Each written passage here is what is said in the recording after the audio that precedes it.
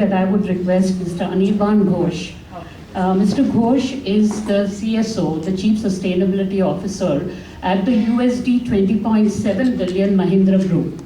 Under his leadership, Mahindra has developed an award-winning sustainability framework, has become the founding member of the Carbon Pricing Leadership Coalition, and the first to commit to doubling energy productivity.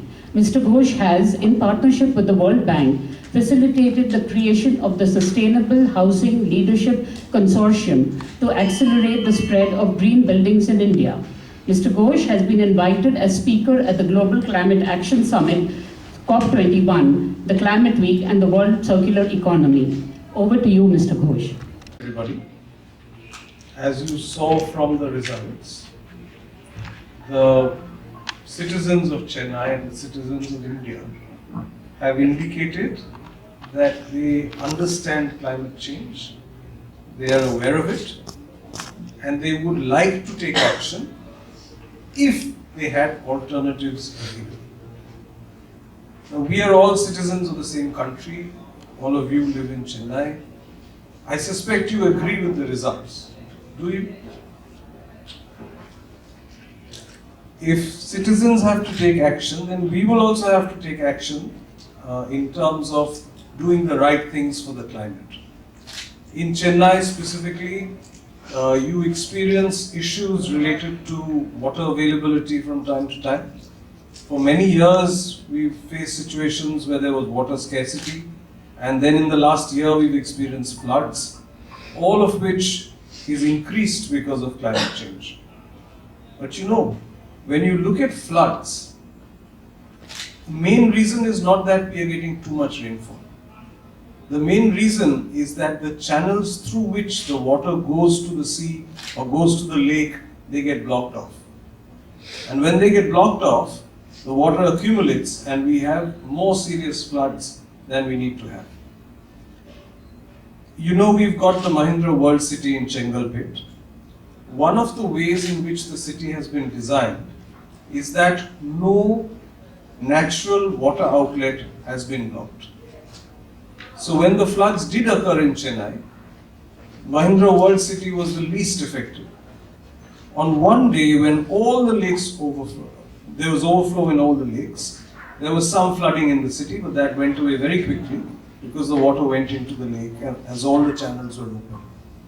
Now you and I both know that as the city is developing, as the country is developing, many of us build on wetlands and on natural water channels and we just block them off. This results to flooding. So this is a key thing in alternativism. We will develop, we will need more buildings, we will need more structures, but then we have to build it in a way in which we do not cause damage to the environment. You and I as individuals have to look at ways of life by which we are able to help the environment. So I don't know if you can hire an electric car in Chennai. If you can, whenever you are hiring cars, you can ask for it. I do. I hire electric cars in Delhi. I know how to do it. I know the two companies that rent electric cars. So every time I travel to Delhi, I hire an electric car. We don't have to use plastic bags to carry groceries anymore. Just like our mothers used to do, we can carry cloth bags. And today I have a problem in my house of too many cloth bags and no plastic bags. So, but that's a good problem to have, right? So these are some small examples. In fact, if you walk into the restroom here in the hotel and you turn on the tap, you will find that the water from the tap is coming out like a shower. Now that's because they have put a little device called an aerator in it, which reduces the water flow by 30 to 40%. Our hands get cleaned, but we use less water. So these are all different ways. I mean, we could list out hundreds of ways by which we could live differently and enable climate action. What the survey showed is that people like you and me, the common person in Chennai and in India, wants to take climate action, understands climate change, but when it tries to take appropriate action, it does not always have alternatives available. So let's take some examples. If you wanted to take public transport. I know you've got a new metro, but I don't know if the metro will help you go from any point to any point in the city. I don't even know whether 20 years later it will help you achieve that. But if we were to have an extensive metro network and an extensive bus network, then you and I may be able to use public transport to go from place to place. That would reduce the congestion we have on the streets, and that would improve air quality. Similarly, if you and I wanted to, let's say, figure out a way of living in a building which uses less energy, how would we do it? If we have an alternative of finding a green building to live in, which consumes less electricity, and there are many such buildings in India today, then we would be able to live a life that requires less electricity, even though we will be using the same amount of light and fan and everything else. The thing is, these green buildings are designed in such a way that the natural light is much higher, so the need for artificial light would go down. It's much easier to cool spaces because of the way it is designed. So if you have an air conditioner, you will use it for a shorter period of time. Also, if you have a very highly energy efficient air conditioner, you will use much less energy. So these are ways in which we will be able to lead a life which is aligned towards climate change if alternatives are available. And that's what the citizens are telling us. That's what companies have to do now. Just like the companies that produce lighting equipment gave us LED lamps, we need many more electric cars, we need bags that are climate friendly, everything we carry should be climate friendly. And we need a situation where companies help recycle material so that there is a circular economy and we don't use and throw, and that the things that we throw doesn't end up in the water bodies like the rivers and the lakes and the sea and so on. In fact, one of the things which we have a lot of actually, if we recycle what we use, is water. Think about this. You don't need fresh water for construction. So why do we use fresh water for construction, especially in a place like Chennai, which is water scarce? If we were to take recycled water, if we were to take water from the effluent treatment plants and the sewage treatment plants, we would have enough water for construction and more. You don't need fresh water for gardening. You don't need fresh water for landscapes.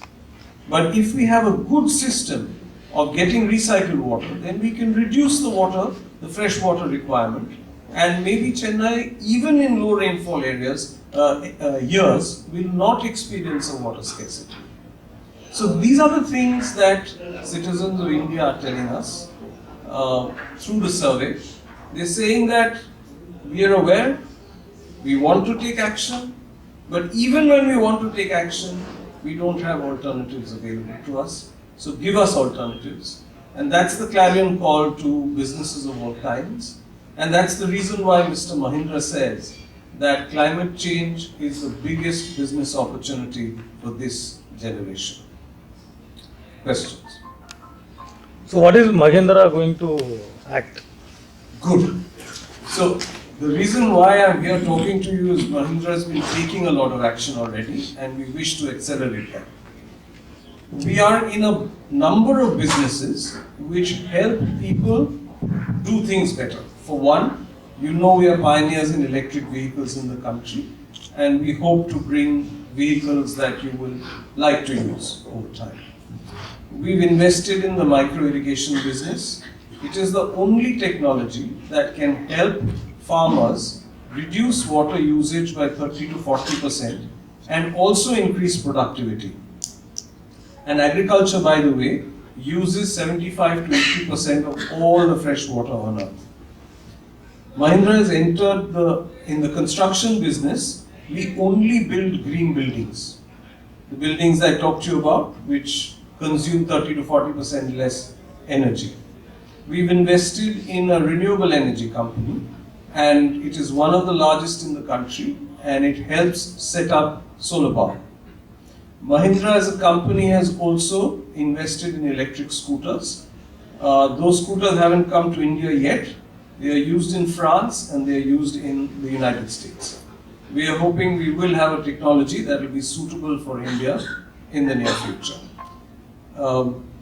In this way, we've invested in 6 or 7 businesses. Oh yes, I mustn't forget, because this work actually started in Chennai.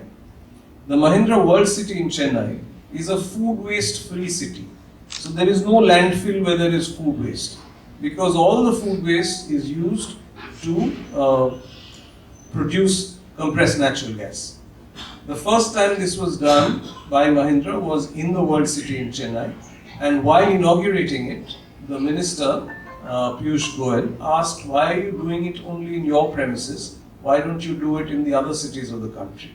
So we've joined hands with the government of India, and we're setting up units to take food waste, of which you know there's a lot in our country, and convert it to compressed natural gas, which will then replace diesel and petrol in public vehicles in various cities. So these are some of the examples of businesses that Mahindra has entered to enable people to do things better.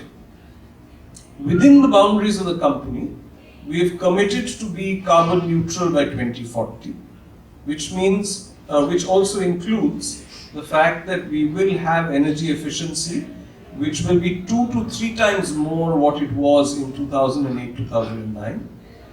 It also means that our consumption of renewable energy will be significantly higher. One of our businesses has committed to use 100% renewable energy by 2060. Other businesses are working towards that goal. So we've also gone and had 12 of our locations certified as zero waste to landfill, which means that, I don't know where the landfill is in Chennai, there must be one and it must be a big one, but no factory of Mahindra will send anything to landfill. 12 factories have already been certified as factories which are not sending anything to landfill. Every year we plant more than 1 million trees. Up to now we've planted about 16 million trees, and we expect this number to go up to somewhere between 40 and 50 million trees by 2040. By all accounts, it's a very large number, larger than many of our protected forest areas. But we are happy to do all of this because we believe that unless people take action and act at scale, there is no way we will be able to keep average temperature rise below 1.5 degrees centigrade. Would you be assisting other groups or for waste management and So we'd love to, and this is why we've set up a business called Mahindra Waste to Energy Limited, because we don't want to keep the work only within the boundaries of Mahindra. Other than that, there are a lot of advocacy forums where we participate and we share our learning, so that if somebody else wants to be zero waste to landfill, they are free to come and visit our plants, talk to our people to see how it can be done in their plants. Today we have 12. We know we'll get to about 80 over time because that's what we have identified. But if it has to make a big difference, then India will probably need, 80,000 locations certified as zero waste to landfill.